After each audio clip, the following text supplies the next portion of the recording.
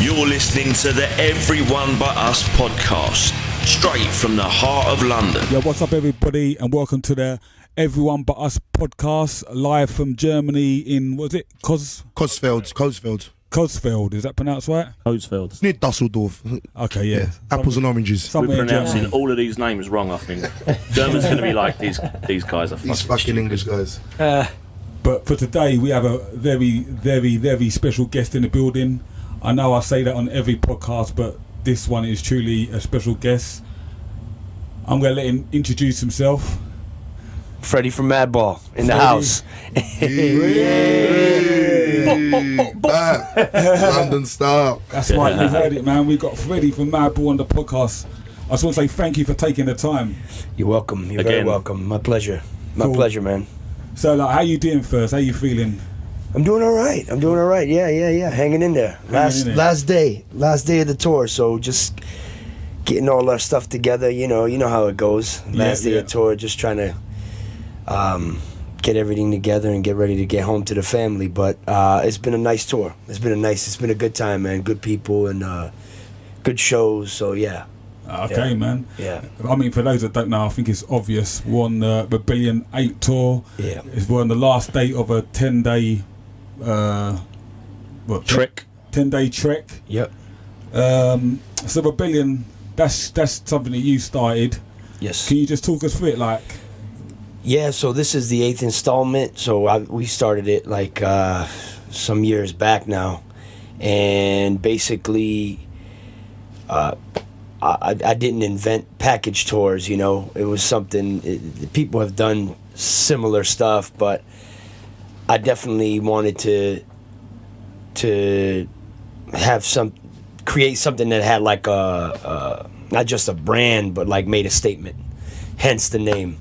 Yeah. And so I think early on when I first did it, I remember telling Scott from Terror about it, and so they ended up being like on the first one and on other ones as well. And I just basically just trying to put together bands that make sense, that work well together, but also just something to like uplift the culture, just like and give newer bands a shot as well. Like that's part of the whole concept as well. Not just have like the bigger bands or whatever you want to call it, but to have a bit of everything, to have some youth, some new guys in there, some older cats, everything in between. I was gonna say, because obviously with a package like this, let's face it, you need 3 or 4 of them big bands to pull people in. Yeah. But what I really liked about what you do is you got our band ironed out. You got we're on it, and we're fairly an unknown band in Europe. You got another young band called Slope from Germany. Yep. That I really like a lot of. They've been killing it as well, man. Yeah, they've been killing it, man. They are definitely. How do you go about selecting? Well, that's just it. I try to rack my brain and think about like. I mean, it's our headlining tour. Always like that's kind of the thing about Rebellion. It's not just like a package of just a different package every time out. It's focused around us, around Madball, obviously. Of course, yeah. So I just have to figure out what makes sense like under us, and then like I basically just start asking bands, that if they're available, and sometimes it pans out great, and sometimes, I had to ask several bands before this one, before we finally landed on like Iron Reagan, and then so on. So initially I like try to lock in the band that's going to go right under us, main support. Oh, yeah. And then I work my way down from there. But sometimes a band will come to us, like Slope, for example. Yeah. That was Rob. He made a recommendation for them, and Rob is Madball's TM in Europe for like almost 10 years, and he's also the frontman for Born From Pain.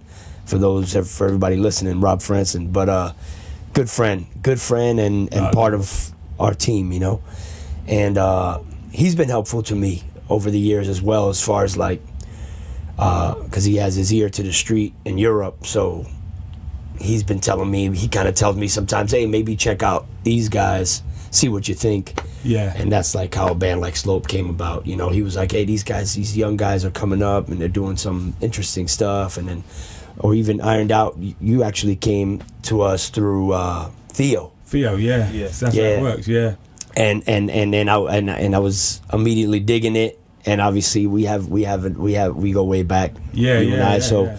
But yeah, no, it was like, so sometimes it comes in different ways, you know. The bands come together in different ways, but I more or less build it up with some help from friends. No, that's dope, man. Yeah. When you first thought of doing Rebellion, was you expecting to do it year after year, or was it going to be a one-off thing, and then you just thought, I'll do it again? I would venture to say that I thought about it as something that would continue. That just rotating the bands, obviously, but it wouldn't be the same every time. But obviously, I mean, you go with those intentions, but you don't know how it's gonna do. Yeah, cool. So if it's a complete failure, after a while, you might want to just not go there anymore. But luckily, it's always panned out. Now, obviously, some years have been bigger than others.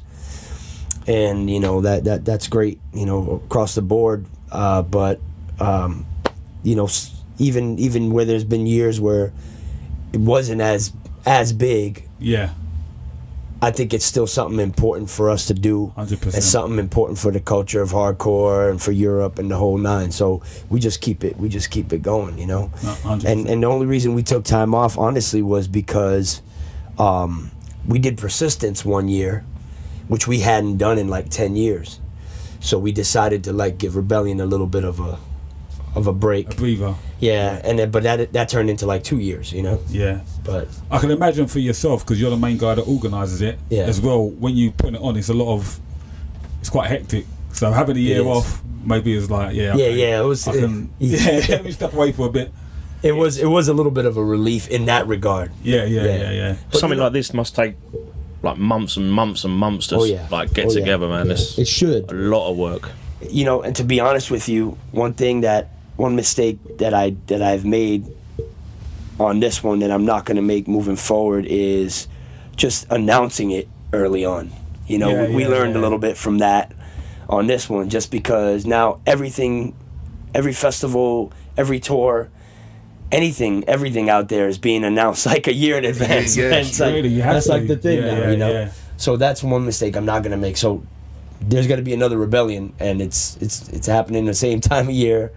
I'm announcing it right now. Yeah, Rebellion number 9. It's happening. I can't tell you all the bands yet. Yeah. But same time of year, same time period. There we go. Is there we spoke about this before when we was having a conversation. Is there places you'd like to take Rebellion where you haven't taken it before, like London, for instance? Yes. Or would you? I wouldn't mind. The only thing about London is, as you guys know, is the logistics. Of a tour like this. Yeah. Getting over there with buses and the expenses and all that, and that's really the one thing that I think sometimes people shy away from going to London with tours like this. Yeah, I get that. But it's not an impossibility. If the demand is there, and it all depends. I mean, we do like to switch up the city sometimes. I mean, it more or less has a certain routing, but I've done one in Spain. Yeah, one of the Rebellion tours we did was just all Spain and Portugal, and that was just so that we can just switch it up on people, and not make it all about like Germany and like the major markets for hardcore. What about further out in Eastern Europe, like Poland, or would you? Yeah, definitely. I think on the next one we're gonna do a date in Eastern Europe. Yeah.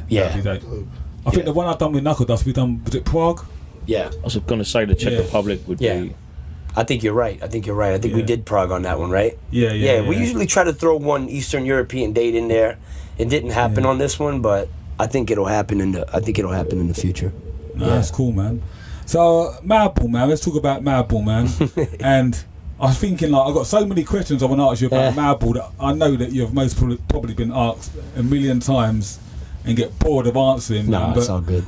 I've got you here, so I have to ask you, man. How did Madball officially start? Because I heard this. I know how you started, but I heard like 3 different versions of the same story. Yeah. So if I've got you on the show, then I can hear it from the horse's mouth. Yeah. How did it start? I mean, it really started with me like tagging along. It's like the known story, like me tagging along with Agnostic Front, which is essentially obviously how I got into hardcore, into the whole scene.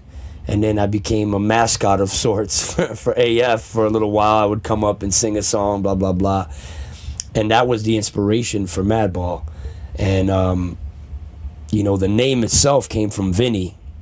He nicknamed me Madball after, I don't know, one of my many fits of rage on an AF tour, because these guys used to harass the shit out of me. My brothers, a lot of people don't know this, my brother Roger, I love him, but he's a torturer. There's people out there that know this.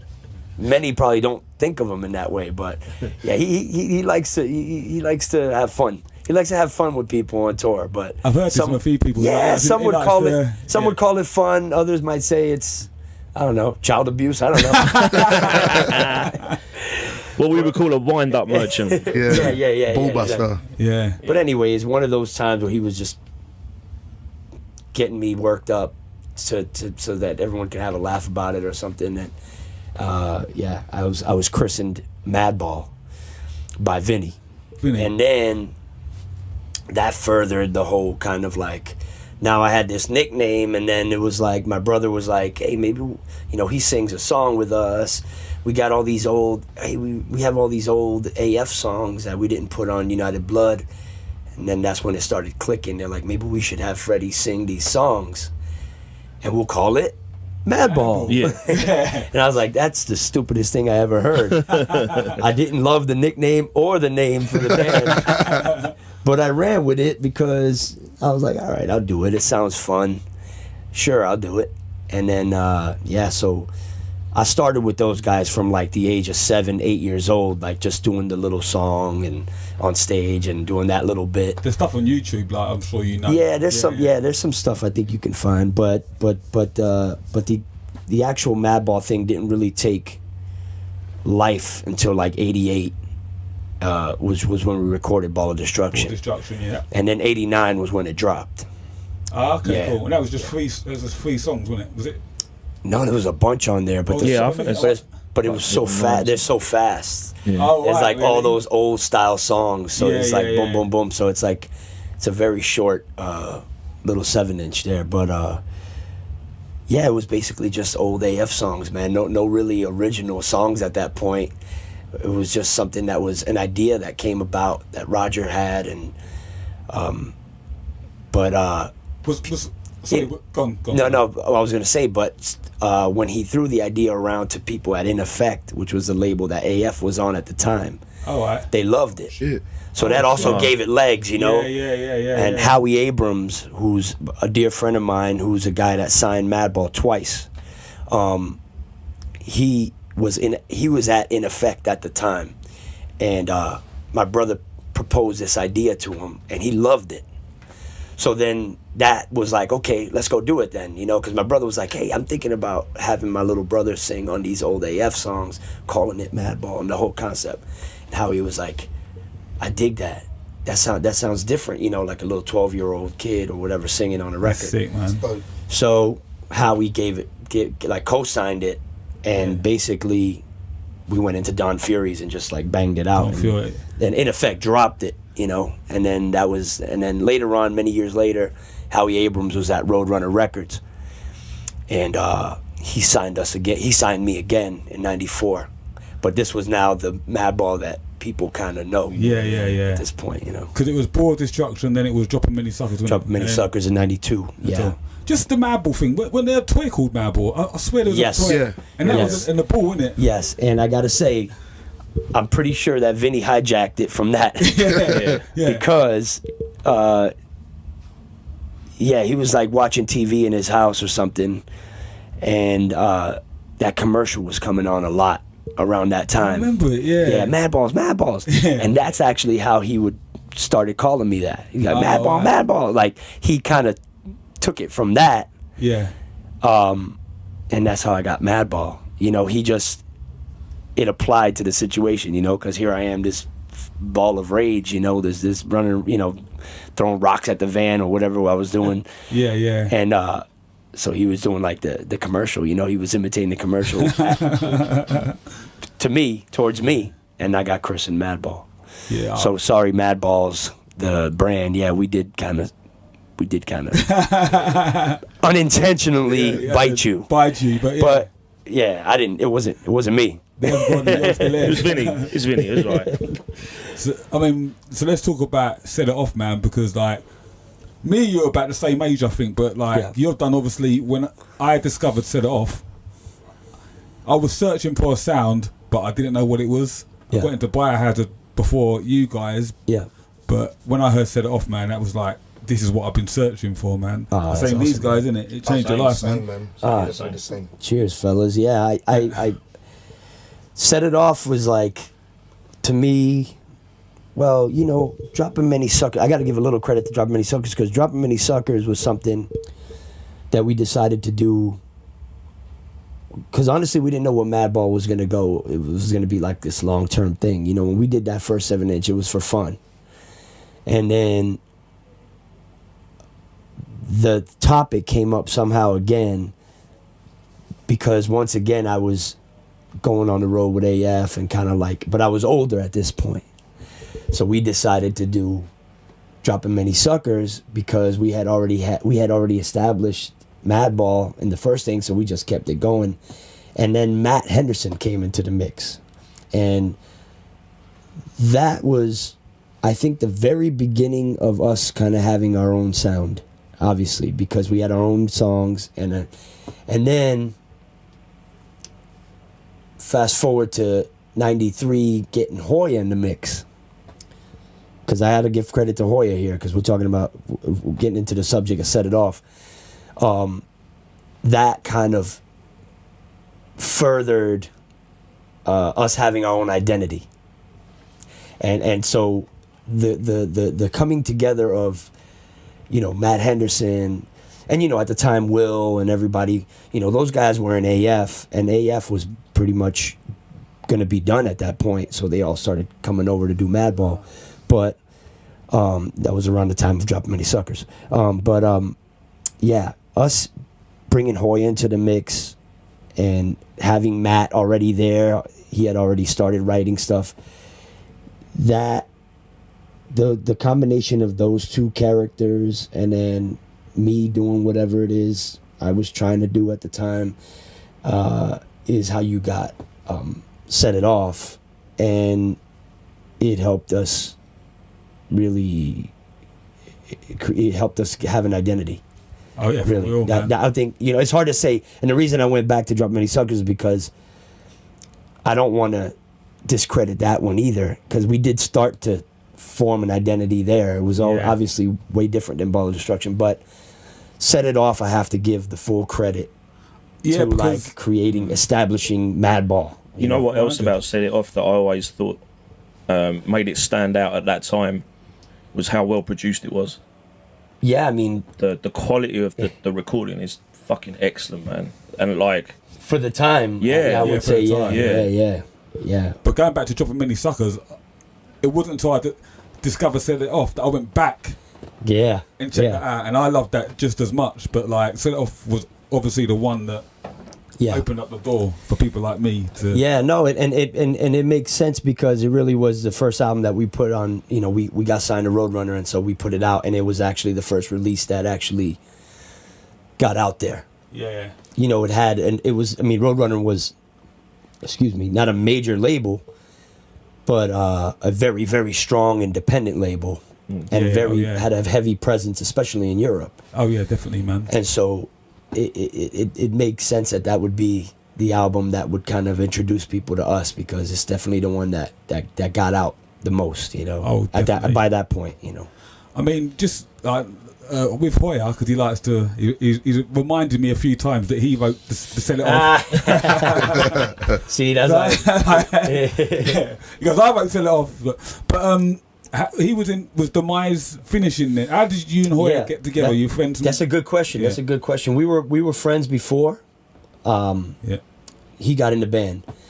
Not crazy long before that, but we had already been friends. We had already been hanging out. You know, we had mutual friends, and then we were friends. We were boys, and Demise was more or less breaking up. Okay, and that was the band he was in. Yeah, yeah. It's funny because at one time Madball and Demise played shows together, and he wasn't in Madball. If you can picture that, that's kind of weird. That's kind of mad. I couldn't believe. Yeah. Demise and Madball played together, and like maybe like Marauder and like with Minus singing and like all these weird, all these groups of bands. We all played together at one point with AF. I think did a few run of shows, and Roger was playing bass with Madball at the time. Yeah. Because Roger's the original bass player for Madball. That was kind of the idea. I never. Yeah. You don't picture him in that. I can't even imagine it. He did it on Dropping Many Suckers as well. He's the one that played bass on that. Holy shit. So did Vinny play guitar with Madball as well, or no? Just bass. Yeah, just bass. No, Vinny. Vinny played guitar. Vinny. Vinny played guitar for sure. Yeah, Vinny played on Ball of Destruction and Dropping Many Suckers. Yeah. The first time I saw you guys live, Vinny was on guitar. Yeah. Back in like 95. Yeah, I mean, that was the lineup. It was Will Shepler, my homie Will, Vinny, Roger, and then later on Matt.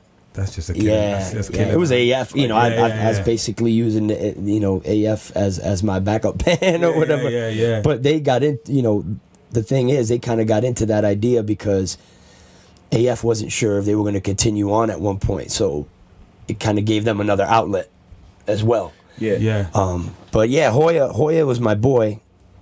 And Demise was finishing, and Roger was kind of, his mind was somewhere else outside of music. Like he was going to go be a Harley mechanic or something or other.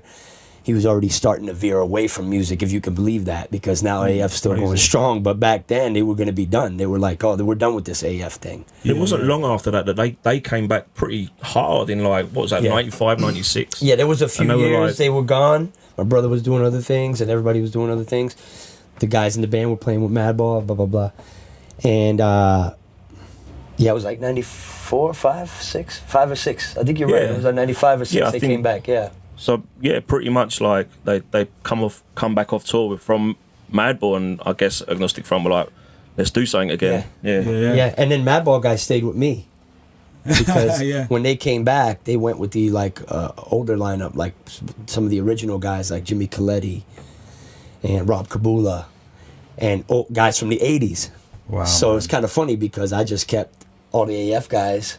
Yeah. And Vinny went back over there. So but I'm getting a history lesson now. Yeah, it's crazy. It's crazy, man. Cool. But back to the Hoya thing. Yeah, it was just kind of like, we're gonna need a bass player because my brother's onto other things, and it just kind of made complete sense. Like I was like, Hoya plays bass, and I think Matt and I were having the conversation somewhere, and we were like, and we both agreed like.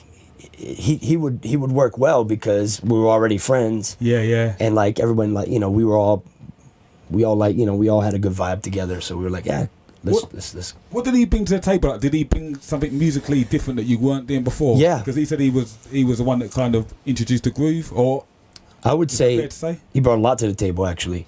Yeah. Not to toot his horn too much. We don't want to boost his ego too much here.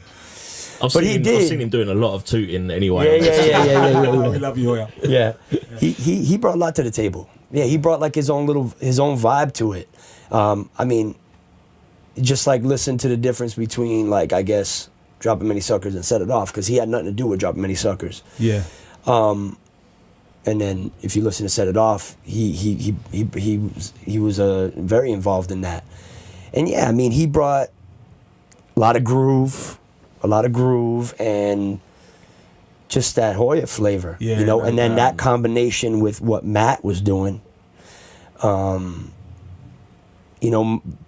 in, ideas that I would have or whatever, and then that's how the Madball sound was created. You definitely can't say the Madball sound, the true identity of Madball now that as people know it, Hoya's DNA is very much a part of that. Because even like in dropping many suckers, like going back to, you can hear obviously the Agnostic Front, early New York hardcore sort of punk sort of vibe, because the recording is very gritty as well. So obviously once Set It Up comes and you hear the opening bass lines and shit, and you're like, oh shit, this is definitely like a different thing. It's the same thing, but it's different. It's like. different. And like some of the songs are the same, but the bounce is there on Set It Off, man. There's like a groove or a bounce to it that just gets you like, like that one. You know what I mean? We started it in Dropping Many Suckers. That was a lot of Roger and Matt, by the way, Dropping Many Suckers. My brother and Matt wrote that musically and lyrically, because by that point I still didn't really know how to write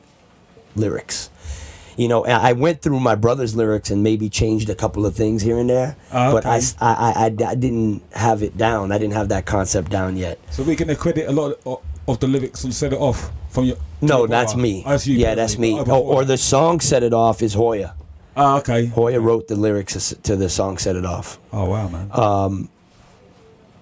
Yeah, he actually, I think he had been sitting on that song for a while, because that was like one song where he came with like lyrics and everything. You know, and that's hard to do sometimes. That's not always the case, you know. Like sometimes people will have like a part.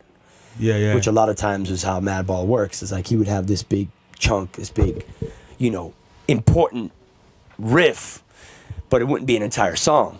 And then we build it into a song. You know, Matt will bring another element into it. Then, or maybe I'll throw an idea out there and like that. But with Set It Off, man, he had a lot of it already in the bag. And then he even had the lyric ideas for it. So he had... It makes me feel like he that was one he was like kind of holding on to for a bit. And but yeah, man, what he brought to the table was just that extra groove, and just he's got a certain writing style, you know, and it became part of Madball style. But he'll also tell you he learned a lot from Matt. Oh yeah, and you know, like that. And same here, I learned a lot from those guys about writing myself. You know, I mean, Madball's like a good recipe, innit? You just throw it all in a pot. And then you get this fucking amazing meal, man. Great flavour. Great flavour. Seasoned. We tried. Everyone but us. Straight from the heart of London. Going back to Roadrunner, so I think Roadrunner at the time that you was on it they had so many amazing bands, man. Who they have? They had Sepultura was on it at the time. Machine Head. Was it Life of Agony? Life of Agony. Yeah, Biohazard, Sepultura, Machine Head. Shit. They had Type of Negative. Fear Factory. Yeah, it was a good time to get down with that label. I think yeah. It was. What I wanted to ask you is, when you signed to Roadrunner, like, I don't know if you was aware of this, in the UK you was getting a lot of press, man. You was in all the major magazines.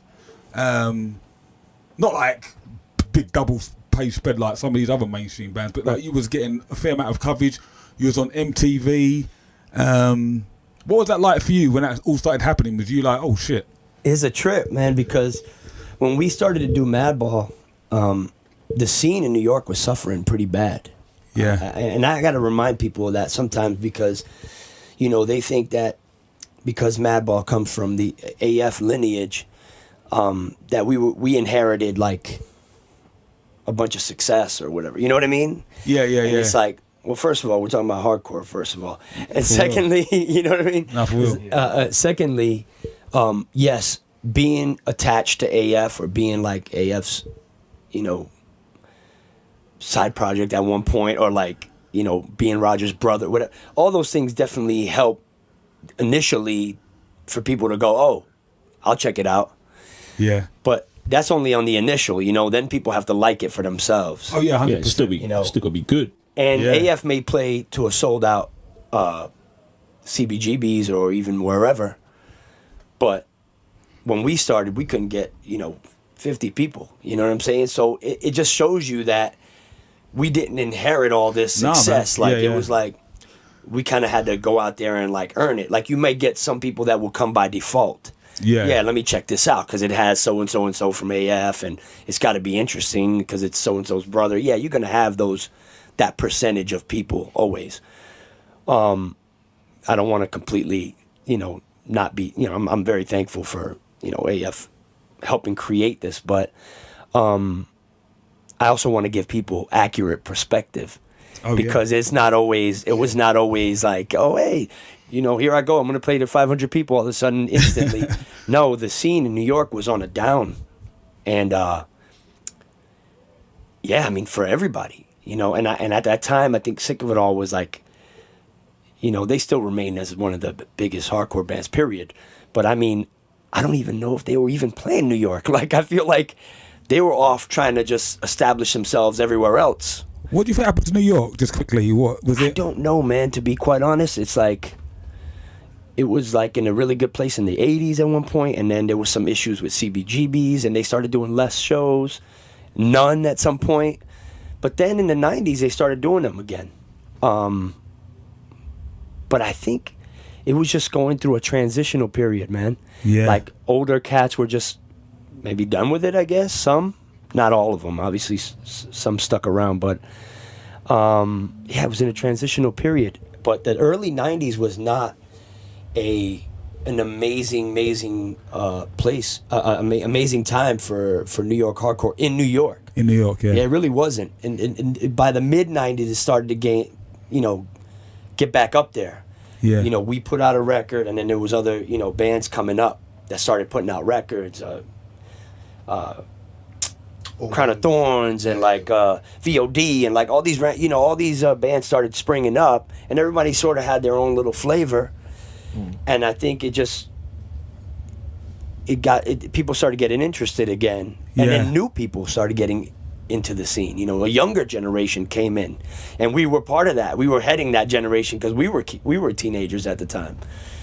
So yeah, it was like almost like the second coming of New York hardcore, the mid 90s. Yeah. I loved about that period is that there was definitely a new sound. There was a 90s sound, but all the bands had their own distinct flavour at that time. Absolutely. Like, all of the bands that, when I think back, I just like, you don't just think of, even like Dog Eat Dog or someone, you don't think like Dog Eat Dog and Life of Agony sound like the same thing, but they were just in that same bracket. Yeah. But completely different, and it was like great a songwriters. discovery period. I feel like, like they were just people were like coming from the hardcore world, but also kind of trying to do something different or like in their own way. But it was still all somehow related. Yeah, we were trying to do something different than AF or whoever, because we wanted to stand apart from them.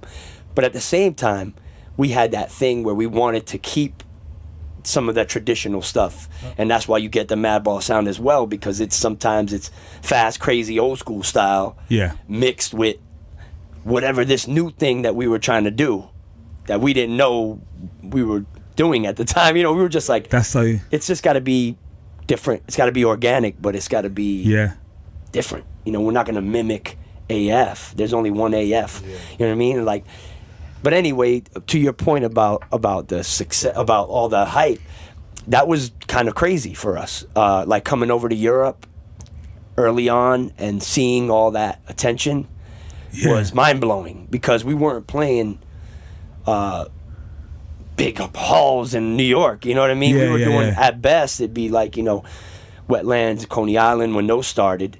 And those are great places, but it's like, 500, 600, like whatever. Yeah. Whatever it fit at the time, which is great. But, we were coming from this other world. Like, we weren't in magazines and back home, really. Maybe a couple of fanzines. Yeah. But then coming over here and getting all this press and actually doing press, like, interviews all day long, it was like, whoa, all right. People care about what we're doing out here. This is cool. Yeah. And it's nice. It's nice that you can, you don't picture hardcore ever going beyond a certain thing. So it's nice to know that it's reaching beyond what you expected. Yeah, that is. Yeah. Do you remember the first year when you came to Europe in terms of like touring? And before you toured, had you been here previously, like with AF or any other bands? With Madball was the first time I ever came to Europe. And I'll tell you, it was 1993, and it was Madball opening up for Agnostic Front, and that was pre-Hoya. Yeah. Wow. Wow. Yeah. In Europe, where? But not in London, not in England though. Not in England, no. Yeah. I don't believe we went to England until like 95, 4 or 5, something like that. I don't know. I can't even. Honestly, I can't even remember. I think about 95. I think it was 95. Yeah. So around that time. You're probably right, because I think we played London before we ended up playing Dynamo, which is the biggest show we ever played in our lives. Yeah, we're going to talk about that. And I think that was our first time in London. I could be wrong though. Hoya might even remember better. I think one of my friends went to see you play before I got to see you. I think you might have did the Marquee. No, maybe. I was at your first ever show, and it was at the Marquee in London. Yeah. And that was about Was that with 95. MOD? Yeah, it may have been. Did you not headline your first ever time in London? I'm confused about it, because I know there was a time when we played with MOD, I feel like. And then there was there was like two shows early on that I have in my memory, but yeah, I don't know which one was the first one, but I can tell you for sure we were there in 95 because I'm wearing a business shirt. Yeah. On Dynamo Festival. Yeah. Because we had linked up with the business, and we maybe had met prior to that, but it was a new friendship. Yeah. But they had a lot of respect for like.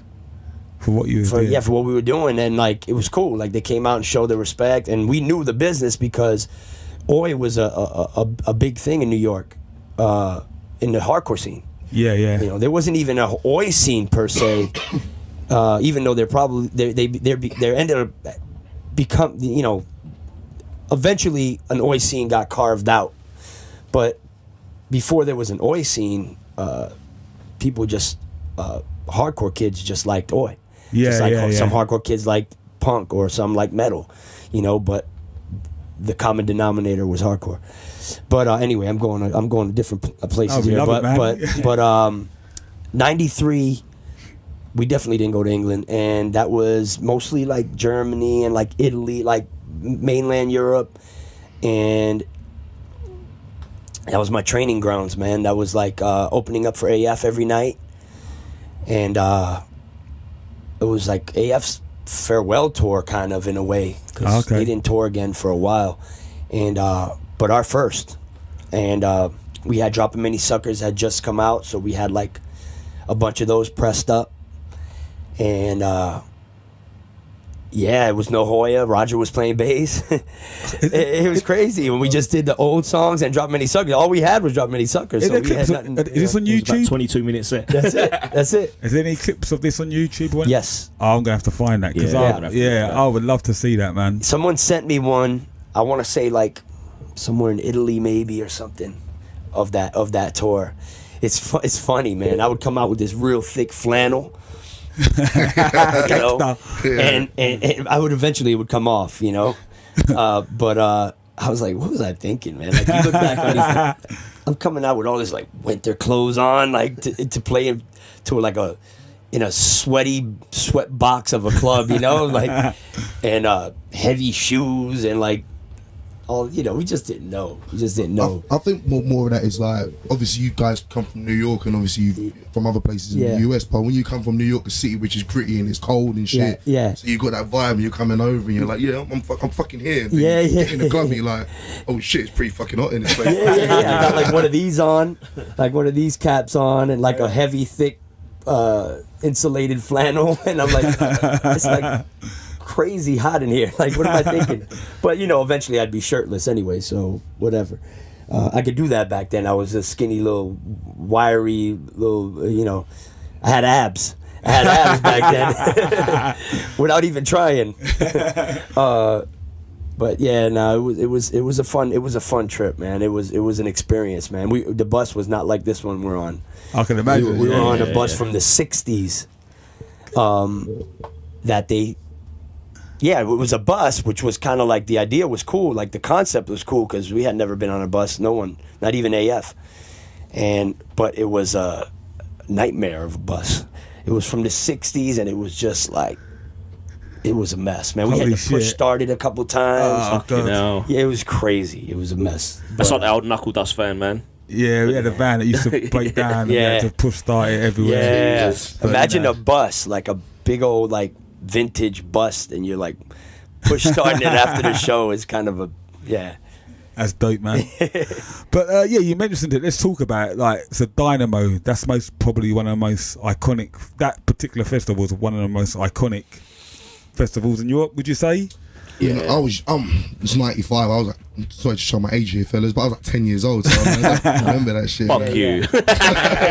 So, but I mean, I've seen the footage and shit, and like, damn, like, to be younger that time, to be there, that would have been pretty cool. But yeah, sorry. Yeah, no, you had what bands on it? You had obviously Madball, Biohazard, Machine Head, Sepultura, maybe. Yeah, a lot of Roadrunner bands on there.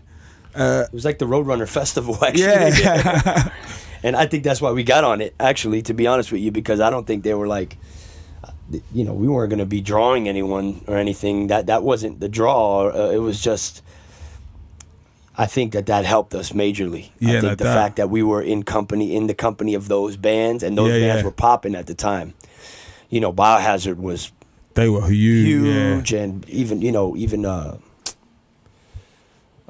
Fear Factory was doing well, like all that kind of like crossover kind of stuff, and even though Biohazard kind of could be lumped in with hardcore as well, because they come from that world, but they kind of were just like their own thing. Yeah, they were. Yeah, that was on the crossover. They kind of had, they definitely had that thrashy sort of stuff, especially at the start. They kind of just had their own thing from the jump, and but they were always attached to hardcore somehow, because that's like the world that they come from or whatever. But and I mean, we used to go to their shows early on because they would be like, "Hey, come to our shows." Using the Biohazard video.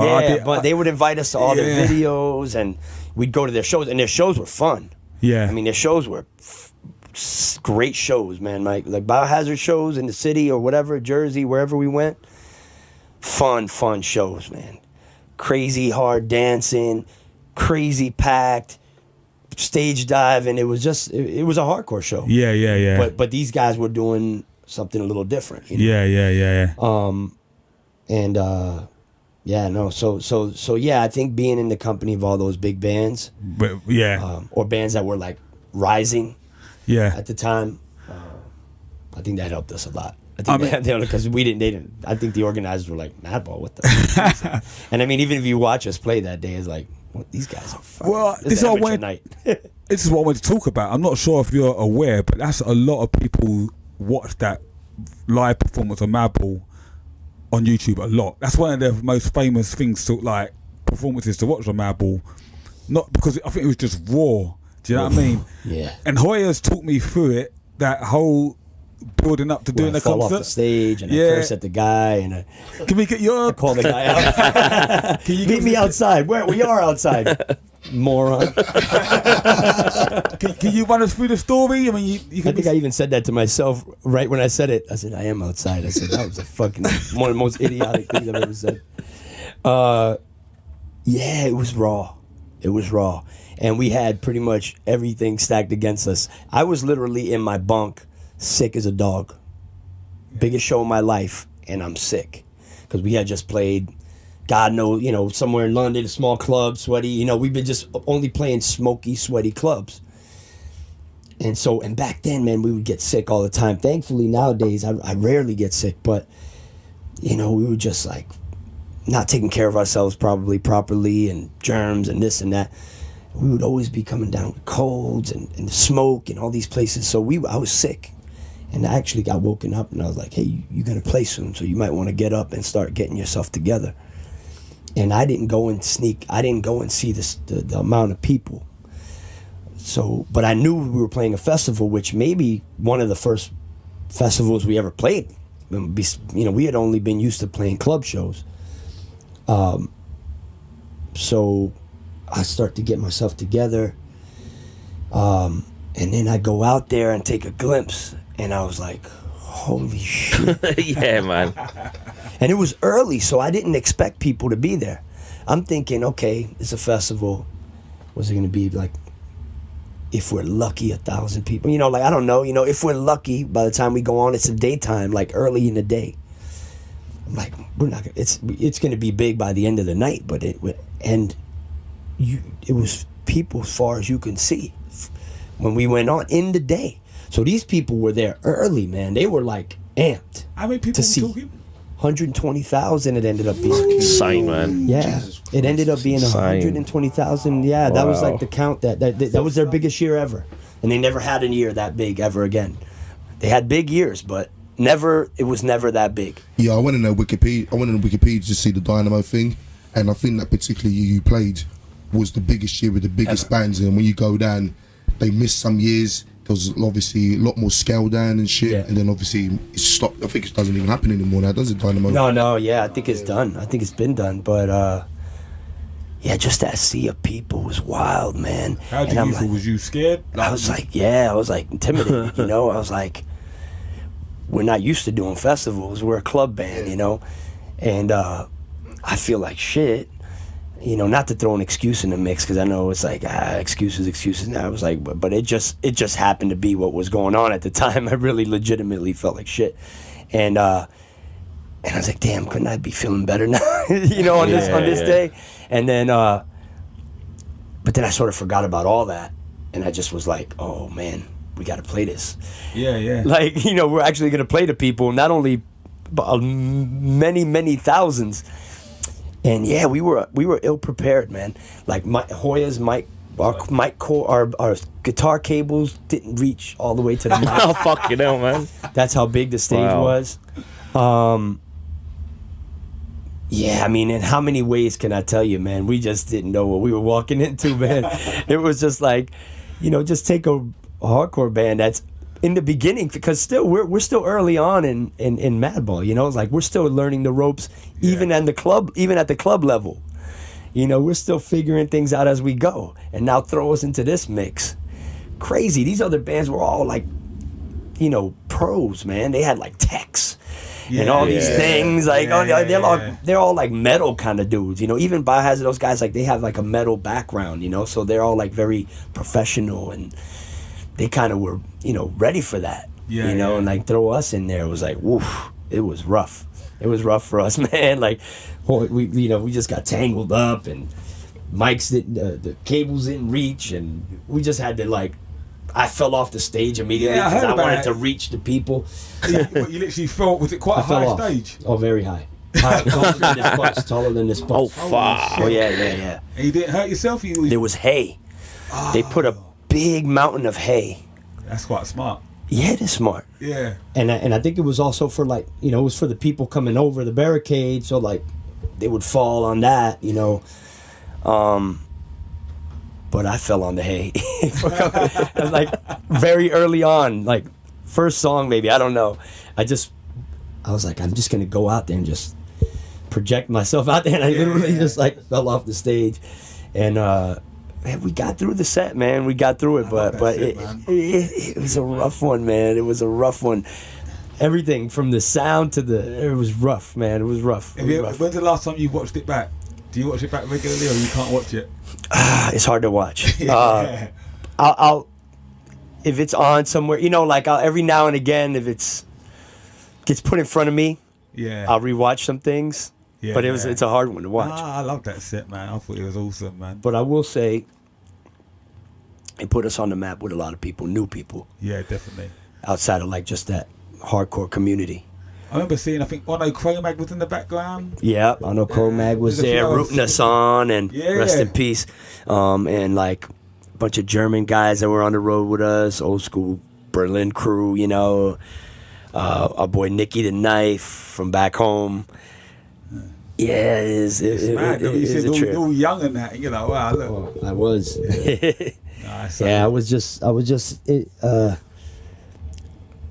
figuring it out, man. Figuring it out. It was fun though. Now in hindsight, it's like, obviously I'm grateful that we got the opportunity to play a festival that big, and it's such a historic festival, you know. And we just got lucky that we were on that day. Have you ever played any other festival that's hit anywhere near them numbers? I don't think it'd be allowed now, would it? Yeah, 100,000 people. I don't think. And we've played some big ones, you know. And after that, we got more festivals, which I think it was the fact that we were on Dynamo, I think, contributed to that. Yeah. It helped us get like other festivals that started to come up, which is cool because that was, a part of our success, I guess you would call it, Yeah. you know, by hardcore standards or whatever, you know, and like the longevity aspect, that all that stuff helps. Yeah, you know, definitely, it continues to help today, you know. I can also just say as well,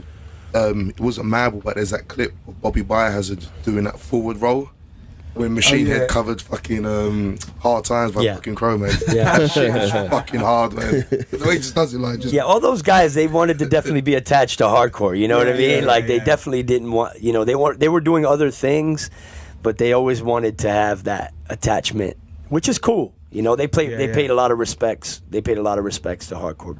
Everyone but us. Straight from the heart of London. I'm going to switch it up, man. Last year I got to go to the premiere of Godfather to Hardcore, man. Yeah. And I met up with Ian, because obviously I knew him from Blood for Blood. Right. And like he was telling us about how, you know, how the whole thing came about, man. Yeah. And when I watched it, man, it was amazing, because it was different from how I thought it was going to be. It was very personal, and there was a lot of things in it. I didn't know about your brother with his, heart and that. Yeah, man. Like, how was that like for you watching it? Yeah, it you know, you get emotional a little bit. I'll be honest. When I first saw it, because I didn't even know. Like, I was in it, you know, and I knew I knew Ian was going to ask me a few questions to be in it. I just chatted with him, but you don't think about, you forget about it, and then you don't know what the end product's going to be. Yeah. You know, and then, I was taken aback by it when I saw it. You know, I got to see it prior to everyone else because I got a little sneak peek or whatever. My brother sent it to me, but it was well done, man. He did a good job. It was well put together, and I mean, it's honest. It's what it is. You know, you can't. Sometimes it's just you can't really script that. Like, nah, man. Life experience and honesty and like things that, you know, that you can't write that in the script. It's just what it is, you know. And they did a good job of like bringing out all the, I guess you could say, human elements of everyone. That's what I... Outside of just, hey, so-and-so from whatever band, you know? Yeah. Well, one thing that was in it that blew my mind was Vinny Stigma being in the same apartment from when Still there. Imagine you... It's like Lemmy. Remember that Lemmy thing in the beginning of the tour we were watching? That Lemmy documentary. And you're like, why is... But Lemmy, you really ask why he's still there, because he had the money. Vinny partly is to do because of monetary reasons, you know. Lemmy just, I guess, liked his little apartment. But I guess it's a comfort thing, man. You know, Vinny grew up in that building. Yeah. He was born, you know. I mean, for me, it was more the fact that he was there when he was a baby. Yes. I don't think there's anyone I could even know that's been in the same building since they was a kid. To the changes you must have seen in like... Oh my God. Yeah, man. Oh my God, yeah. Well, it's like black and white, isn't it? Yeah. He'll tell you. Have him on a podcast one day, man. I'd love to, man. And talk about that, because he'll give you a better perspective on all the changing. I mean, you know, obviously he's got years on us. Yeah. But yeah, man, imagine being in Little Italy on Mott Street from like the 50s to now. Yeah. That's crazy. Yeah, that's fuck, crazy, man. And every sort of like everything, culture, countercultures and stuff, and like changes in terms of economics and shit coming through must be like all those things, man. It's amazing, yeah. I think that movie is cool. They capture like his life, and where he lives and how he lives, and my brother's story, and like, you know, just the whole AF thing. And I mean, they deserve whatever success comes to them from it, you know. And even if they don't have any more success beyond where they already are, just that story deserves to be out there and told, because man, they've pioneered, you know, they've paved the way for a lot of people, and put a lot of their their heart and soul into what they do. So, yeah, it's a cool movie, man. It definitely touched me, and just makes you think back, and then talk about our upbringing and all these things. You start to go into any of those directions, and if it didn't make me feel any type of way or emotional in any way, there'd be something very wrong. Yeah, you would be human. Yeah. So at the end of the premiere, we were allowed to ask questions. Yeah. And one of the questions asked to Ian was, when is the Madball documentary going to be coming out? Would you consider like doing that same thing? If Ian come to you and said, I want to do a Madball one, would you do it? Well, here's the thing. The funny thing is, there's a little snippet of a documentary that we were already working on years prior to the AF thing. But we never did it. It started, it's like a little snippet. Maybe I'll show it to you one day. Oh, I'd love to see that. It was put together years before AF decided to end up, to do the documentary. And so we were going to do that at one point. And I was with a group of my friends, guys that are really close to me, and also like guys that have like a business, they're savvy, in what they do. My dear friend Paul Conroy, who used to work with Good Fight and the labels that signed us when we came back out, Legacy and those albums, and like Vaughn Lewis, who's a manager of bands, and like all these guys that are from the scene that are friends, but also like, Tim Borer, my booking agent. We all sat and had dinner meetings about this documentary. Oh, wow. Yeah. And it just never came to light. And somewhere along the way, we all just like started doing our own thing, and it just got put on pause. Yeah. So to answer your question, maybe one day we'll revisit that. Yeah. But I don't want it. I don't want it to be like some bandwagon thing where like now AF did it, so now it's like, oh, we're gonna. I'm kind of just like, I get that. I let it happen the way it happens. There's also talks of doing something more in the movie realm. There were some talks about that with some of those same people that I mentioned, wow. My friends. Which would be crazy. I don't know how that would how we'd fund that. Like a fictional movie. Fuck, man. There was talks of that. That'd be wild. There was talks of that as well, like both, like a scripted thing and then like a documentary, more like band thing, Yeah. And like the scripted thing, what I guess would be more my perspective, from like my childhood coming up. That'd be sick, man. Yeah, it was talks of a lot of talks going on about a lot of these things, man, and they just never, they've just all been put on pause. So hey, stay tuned into what we're doing. You never know, man. Something might pop up. I mean, when you think about it, I feel like Madball's still got a lot of chapters to write.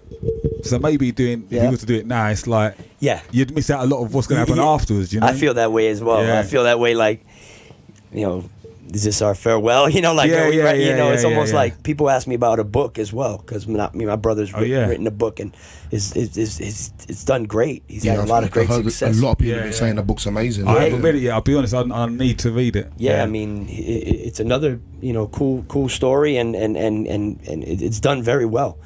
And there's been knocks at my door about doing a book, but I'm like, I don't know, I'm just not right there. I'm not there yet. I'm not ready yet. I don't know if you're like me, like I forget so much of the things that I've done in the past. Do you write down, if you was to write a book, would you know, have you got things written that have happened throughout your time in Madball, or? No, I would have to go off memory, which sucks because my memory's not the best.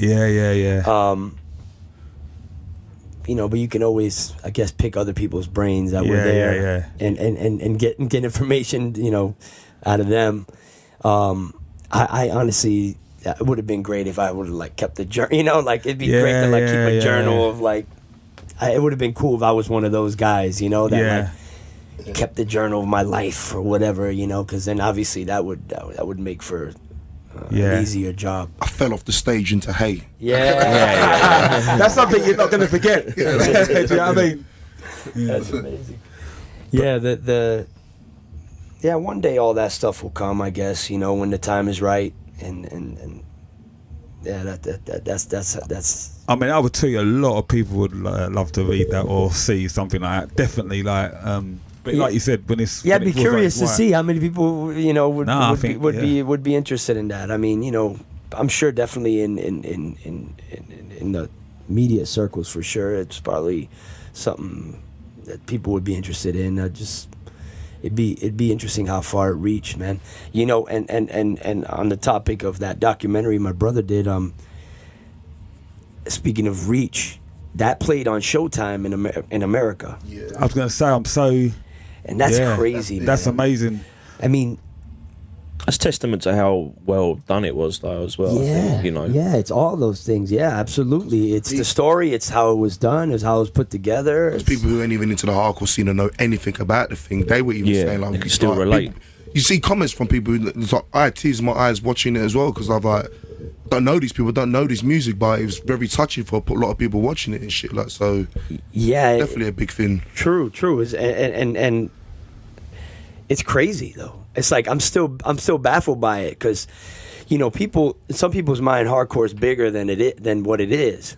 I mean, to me, it's still very much an underground style of music. I mean, I want to see it expand and grow and evolve, but at the right pace, and it has tremendously from 82 or 3, whatever, till now. But it's still an underground music that a lot of people, an underground culture that a lot of people don't really know about, the mainstream world doesn't really know about it. And Showtime, I know for people in Europe, it's like, what's that? But Showtime and HBO are these premium channel outlets that are massive. Yeah. Big sports events. They make their own movies that are these are massive. This is a massive thing, And the fact that a hardcore band was shown on Showtime is crazy. And then the fact that it was my brother and them, obviously I feel proud. Yeah. But it's just incredible. It's incredible that even happened. Yeah, but it's a testament to like you said, the story and the filming and all that. Yeah. I know when I spoke to Ian, I mean, he was saying that also when he was filming it, he was sending out the film to premiere in different countries. He was worried about if it was someone was gonna do a pirate. What's the word I'm looking for? Yeah. Well, like pirate, pirate. Because a lot of things on the line. Do you know what I mean? When you invest so much into putting that together, but I'm so happy that it's basically the fruits of all the labours here to Well, that's just it. It's amazing. Like I said, they put a lot of their heart and soul into what they do, and they deserve that look. They deserve that to be on Showtime, and I don't know if any other time, if that would have ever happened any other time, but right now I don't know. It's just the way it fell into place, I guess. But that is massive for hardcore, not just AF, but for hardcore. That's a big 100%. Look. I mean, it doesn't mean that hardcore is going to become the next big music style or anything. It's not going to be the next big thing that but it's a good look. It's respect. Nah, man, that's amazing, man. But Freddy, man, I know you're playing soon, so I don't want to hold you up any longer, man. We can't go without talking about For the Cause, your 9th album, man. I've really enjoyed it. It's a fucking dope album. I was talking about Hoya with this, but I'd like to get your perspective. Yeah. What was it like hooking up with Tim? He kind of told me how you guys got together, but I don't know if you could explain it on the podcast. Yeah, I mean, Tim was well, we know Tim for a long time. We know him since the 90s. I met Tim somewhere along in the early 90s, and he was always into hardcore, even though he's a punk guy and obviously, but he was always he always had a great respect for hardcore and for our band especially. I mean, he would come shows in Berkeley Square. We would play in that area, SF or Oakland or whatever, and he would pop up at the shows unsolicited. Not no one. He would just be there. And so we have a connection with him that goes far back. And then the way it came about to do the album with him was actually happened in London.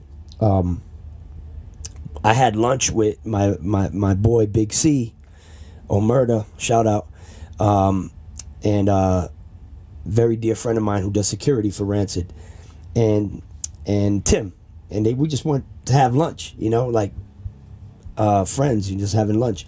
And Tim mentioned to me that he had access to a studio, and that we were always welcome. And at that time, we didn't have a place to record yet. So we thought about it like, man, should we go all the way to the West Coast to record this? Like, is it going to make any sense? You know, like financially, everything, you know, we have to think about these kind of things because, man, hardcore, we're on a budget. Yeah, hardcore bands are on a budget. Tell me about it. Even more so now. Even Madball people, even more so now than even the early records, you know, it's crazy. So we pondered it, but the invitation was there, you know. And then after a while, I talked with Hoya about it a bit, and then we're like, yeah, we already started writing songs, and then we said, I mean, he basically was like, yeah, he took care of us, man. Like, the deal was hard to turn down because it was like, just come over, just record, we'll talk about money later, you know, kind of thing. Obviously, we had to pay for our own room and board and flights and all that, but he looked after us.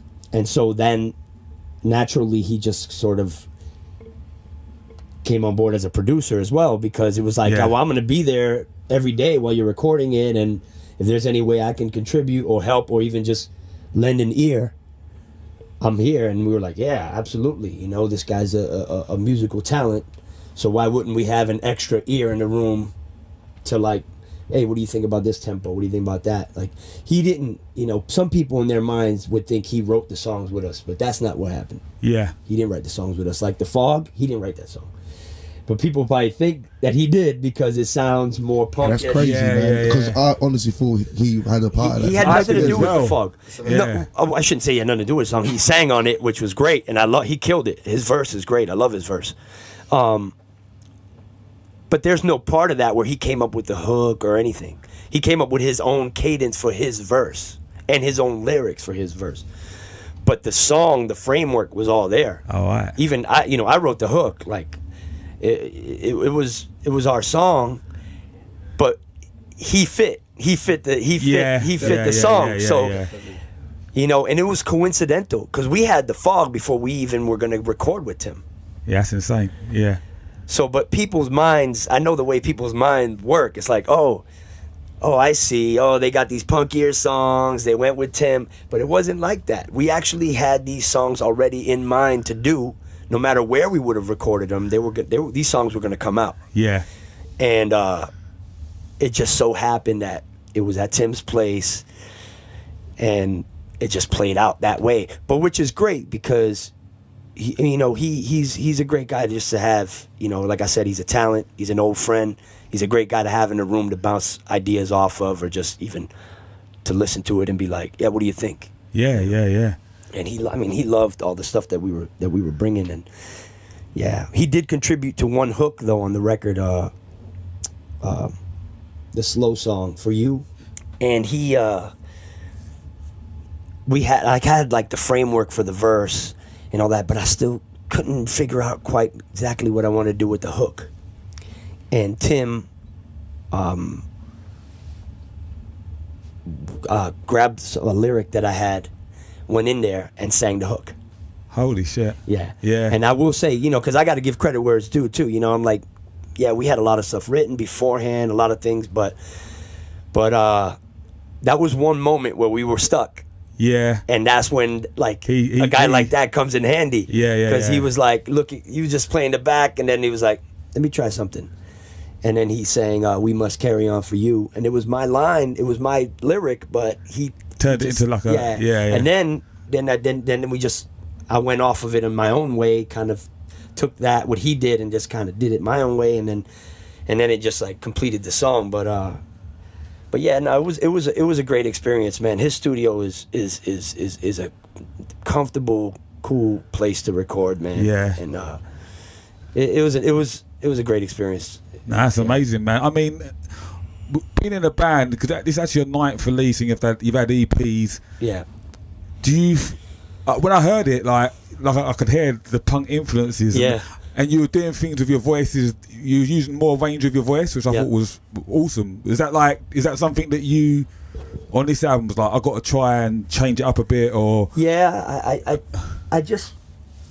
I mean, I've been kind of trying to go that way with the last couple. Like even on Hardcore Live, with like Doc Martin Stomp. You know, like I've been kind of going that direction, and it's something that we've kind of always wanted to do in a way. I love it, man. I've always wanted to do, but I just could never figure out the right way to do it where it wouldn't turn people off, you know? Yeah. I mean, they're hard tunes, but they're upbeat tunes at the same time, because you can see it with the crowd reaction, whether we're here in the mainland, whether we're here in the UK. Yeah. And you see people bounce along and getting along to these particular songs. So, and plus, as Wema always mentions, it's the crossover crowd. You've got the punk kids, you've got the hardcore kids, you've got the metal kids as well. So definitely is a good thing to have that sort of like different range and different styles of music in the tune as well. Like. Yeah, and I'm happy it's translating, you know. It's a little slower going in America, but they're always behind the things over there. But I mean, because America, you got a lot of purists. Yeah. Who just want to hear set it off over and over and over and over again. And I'm like, I hate that record, man. I'm done with that record. That's the only thing. I don't hate it, but you know what I'm saying? It's like, you can't stay in the same... Yeah. I mean, we are in the same lane, but you gotta like... You gotta diversify a little bit, man. Yeah. You know, because it's like, if we would have done, you know, we're always in that position where it's like, we do a record and it's like, oh, if you like Madball, you'll like this record. It sounds like Madball. And then it's like, so if you don't change something, you get sort of a backhanded compliment about staying the course. Yeah. But then when you change something, they go, hey, why'd you change it? It's a funny, weird. It's a funny, weird little balancing, a slippery slope, as they say. With that. But we're getting to the point where we're like starting to be like, I don't give a shit. Oh yeah.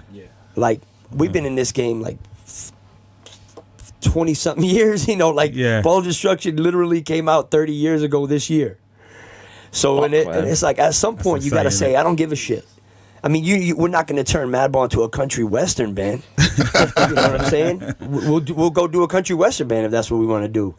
You know, just like I've done hip hop projects. I don't call it Madball. That's, you know, I mean, I've used my name, Freddy Madball, but you know what I'm saying? It's I'm not going to ever turn this band into like a completely different genre. You know, I'm not going to go to a completely different genre, but you do have to try and mix it up a little bit, man. You got to try, even musically, lyrically, and to answer your question, we approached it across the board like that. Like Hoya was writing different stuff, and even stuff he wasn't sure that we should use for the record. I encouraged him, like, no, let's do it, because if we don't do it now, when are we gonna do it? I mean, we gotta try. A part of that is actually you're getting better as a musician. Like I would hope so. Yeah, we're getting there. We're finally it's taking long enough. No, but I know, you know what I'm saying. But when we first started, you knew 3 chords, and then you start to learn 4 or 5 chords, and then I can do this transition. And with your voice, you start to learn to do, I can do this with my voice. Exactly. And then you want to put that in the song. So I didn't have confidence, to be honest with you. I didn't always have the confidence to try certain things. Yeah. You know, and I wish I had earlier on, to be quite honest. Because, you know, I like doing these kind of things with Madball, you know, taking these kind of chances. You know, and even if we failed at it, I'm happy that we did it, because this was our state of mind when we did the record. You know what I mean? Like, For the Cause is what that's where our heads were, and that's the kind of music we were writing, and that's, you know, the lyrics that I wanted to put out there, and it's what it is, you know, reflects where we are. You know, I don't know what the next record will sound like. You know, we'll see where we're at that point. But I'm very, very happy. It's one of my proudest records, to be honest with you, this record, because I'm proud that I'm happy that we took chances and didn't listen to anyone and just did it. And it's still very much Madball. I mean, if you listen to the whole body of the record, I mean, It's still, There's it's very much, it's us. But you know, you got these couple of new things in there that hopefully people like, so we can like keep trying these things out. No, I love it, man. And last question, because I know you're playing soon. All good, man. No worries. Last one. Your next album is going to be your 10th album, and I was saying to Hoya, are you gonna? It's hard when you. I know you've just released this one, but for this 10th, you have to even try and top that. Is that something? We're always trying to top the last thing. You know, as a musician, you guys know this.